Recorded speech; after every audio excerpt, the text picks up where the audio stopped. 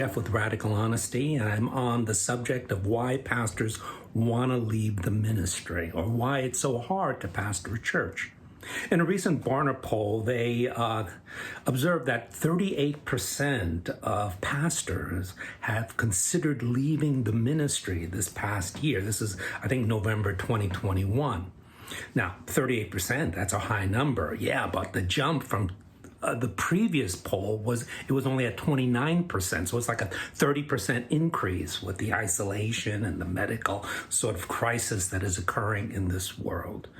Ministering is a hard, task. It's a hard job, okay? So this is going to give you some of my thoughts and ideas of how to succeed and how to manage and how to overcome the difficulties that come in ministry. Now, before I talk about it, I have to sort of describe myself, my history. I went to seminary when I was 21 years old. I left New York City and went to Dallas, Texas, okay? And I've had 4 sort of ministries in my life. I first had a ministry in Chicago. It was a small ethnic church, okay? It was the outskirts of Chicago in Oak Park, Illinois. My second church was in the city of San Francisco, okay, not in the suburbs or the outskirts, but in San Francisco. And the church grew quite sizably, over 1,000 people, okay? And for San Francisco, that's like a mega church, okay? It's not a lot of Christians in San Francisco, okay?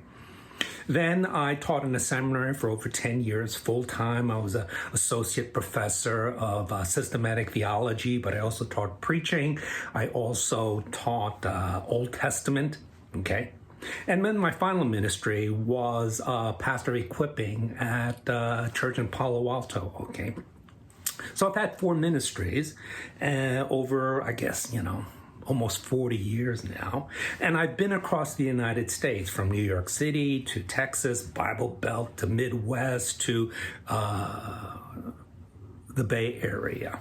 So I've seen a lot, I've experienced a lot. And I want to begin this series by first telling you that, if you feel burdened about ministry, and part of the 39 or 38% that felt like quitting this past year, and then there's probably another, 50% of the other 62% that didn't feel like leaving, but, they were feeling bad, sad, maybe depressed, okay? The first thing I want to say is that, look, don't feel bad that you feel this way. See, oftentimes, ministers say, I got to help everybody, and I can't share my feelings, I'm so lonely, That's one of the problems, you have this sort of messianic mentality that everything has to be perfect, When I was a young minister, you couldn't really share your feelings, you had to stuff it. Now there's a lot more freedom in terms of expressing it. But I want to say, you are not alone if you feel the burden of ministry. It is part of the journey. It is part of the burden of being, I think, in one of the greatest things that you can do for the cause of Jesus Christ. Now, someone's going to say, I got a perfect ministry, I'm just totally happy. I don't have any problems, I'm telling you, if that's you, you're cutting a corner or you're lying, because, it's not only that the situation is good, or the fact that, you're so gifted, that everything is so easy. It's a spiritual battle as well.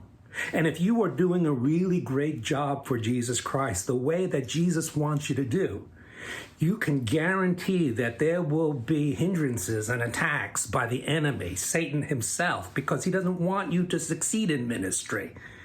So there is no one who's living for Jesus as a pastor that is sort of like, on easy street. You're going to have the attacks of Satan. Understand that. Second, you're going to have the pruning from God himself. Jesus says, those who bear fruit, he prunes so that you could bear more. No one has it easy. No one has it perfect.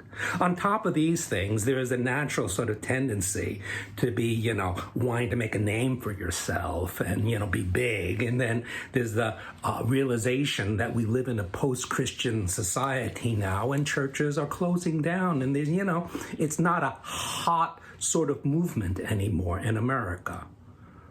Well, whatever the reason is that you're sad or burdened, I hope that this series will help you and give you an understanding that we can overcome in Christ.